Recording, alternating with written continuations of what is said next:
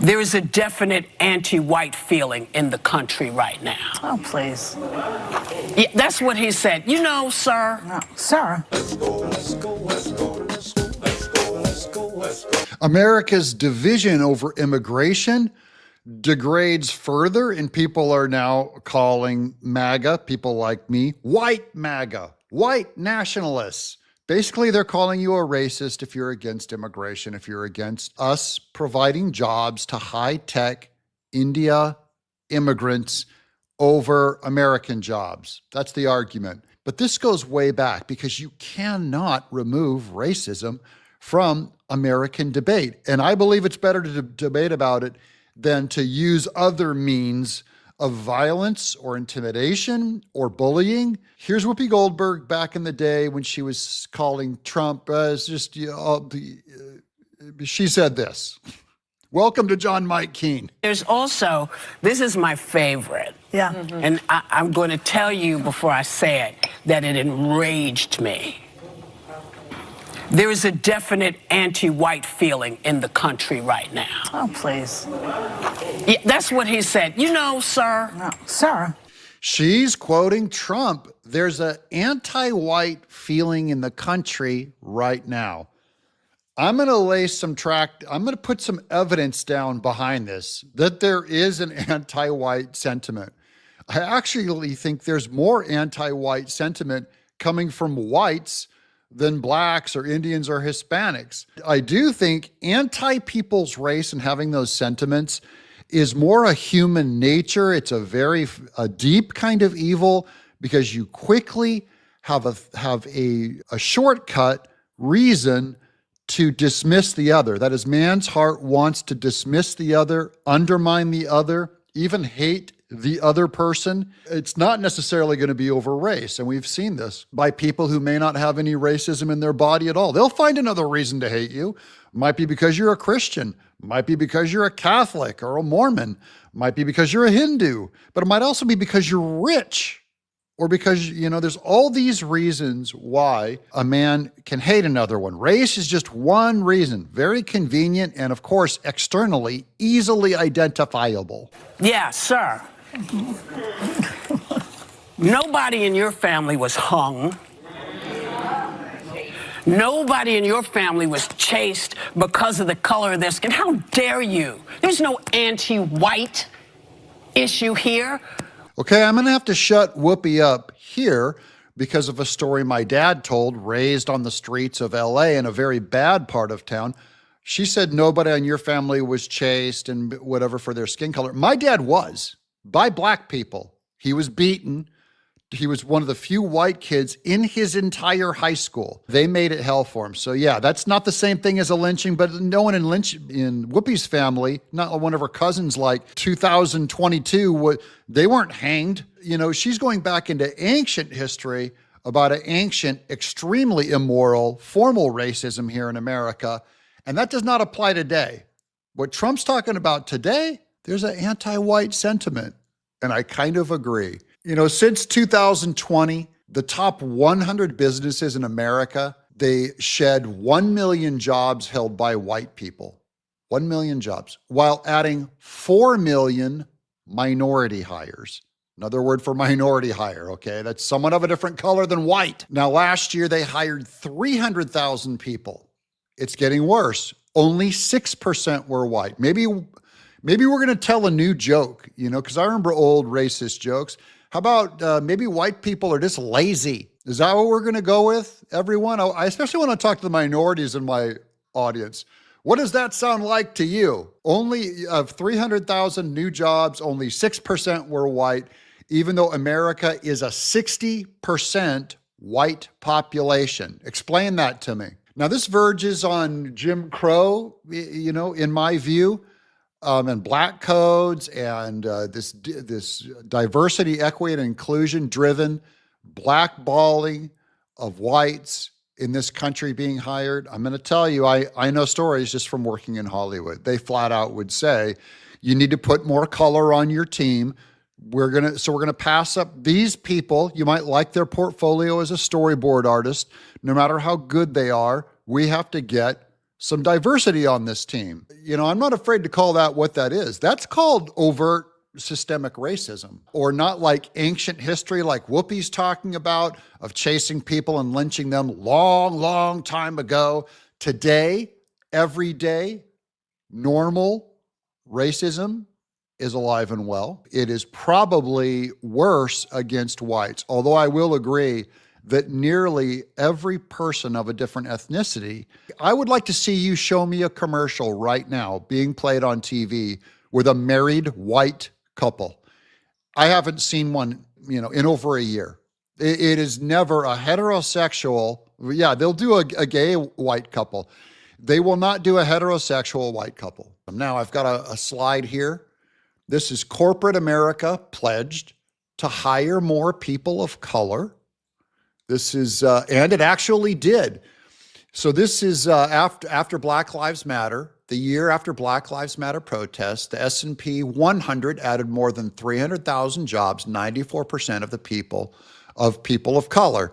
There on the left, white percent, 6% of capable, able-bodied, competent white people. And they get 6% of the jobs. And then people of color, I have no idea what their meritocracy is or their abilities are. We don't know. But that is a whole lot of a very high percentage, 94%, in the top 100 companies in America. At the very least, this is why a lot of white people start hearing about minorities being oppressed. And you look at the job numbers and I go, I don't see the oppression. Can someone oppress me that way and give me 94% of the jobs? I would love to get your oppression. I know that's real. I don't want to be insensitive about this, guys. I know it sounds like I'm being flip, but what I'm trying to show is empathy on all sides. So I get where everyone's coming from. I even get where Whoopi's coming from. I don't think what Trump said is unique, saying that there's anti-white sentiment. I actually think it's true. There will be anti-Black, anti-India, anti-Hispanic sentiment. If you start hiring them into white people, and white people feel like they're not allowed to bother applying for a job or a college position, going to college, guess what the backlash is going to be? It ain't going to be good, guys. Now I'm going to go to Kaizen Asiju, not because he's Black, because he's brilliant. And perhaps their strongest point is that allowing more foreign labor actually depresses wages for American-born labor, and that the H-1B visa system is actually just being gamed so that tech companies can hire foreign-born workers who are just as talented as American-born workers, but will take lower pay. In fact, a study by the Economic Policy Institute found that 60% of foreign-born workers are making below median levels of pay for the same jobs that American citizens could be taking. Major U.S. tech firms like Amazon, Microsoft, and Google have all been found to be importing foreign-born workers and paying them less than the local median wage. Now, in my opinion, fundamentally this comes down to a lack of trust. There's not a trust that what is good for corporate America is necessarily good for all of America. And I think that's a reasonable concern when we look at what globalism did to manufacturing in America. American companies moved many of their manufacturing bases overseas, which devastated blue-collar workers in this country. And it might have helped American companies' bottom line, but it doesn't necessarily help the bottom line of everyday Americans. So they don't buy the second-order effects that the tech right is preaching. Are you digging on Kaizen Asiju as much as I dig him? If you do, there's a link in the description below. You guys got to go subscribe to him, because he's brilliant. He's really putting the finger on it, though, about big tech. Even when they hire foreign nationals, by the way, and bring them in, they're underpaying them. They're racist. They're not paying them and they can their white force and then bring in cheap foreign labor. We saw this with construction. That's been happening for over 30 years. They bring in cheap labor, and then it's your normal workforce, their pay goes down. It hurts everyone. It's corrupt. Everyone knows it's corrupt and needs to be replaced. I think part of what's made this discussion so sensitive and tricky and downright nasty at points is that we don't have a clear idea of what it means to be American, and it touches on sensitive topics like culture, race, and national identity. I think that's the shorthand for the whole thing.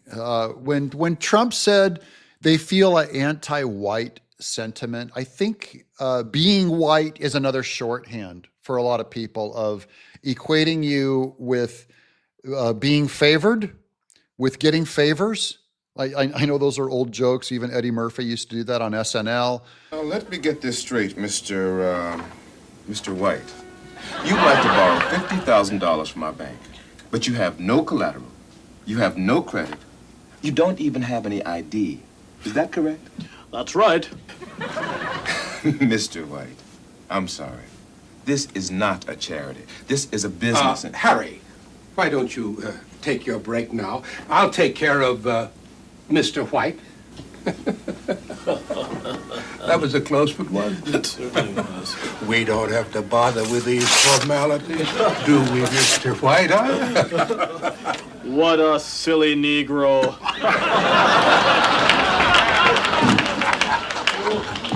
Just take what you want, Mr. White. Pay us back any time, or don't. We don't care.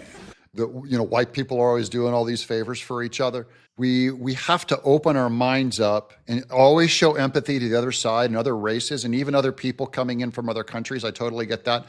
But this last comment that Kaizen just said about America not having an identity, I think we've forgotten about our identity. And when you have a poor self-image like that, you don't really know who you are, or you feel like it's under attack by the Democrats for 30 years, right? They hate America, they're anti-America, they're undermining America. They don't promote American exceptionalism or excellence. And then you start getting a replacement at the job market, and you start going, wait, who are we? Are we just do we just want to be a bunch of Indian mathematicians, a bunch of Hispanic field workers? Is that who we are? Are we not Christians? Are we not conservatives? Are we not patriots and constitutionalists? I would love to bring in 10,000 people from India if they came into America and became patriots. We love the Constitution. I would take them over most white American kids in our universities that hate America. I'm John Mike King.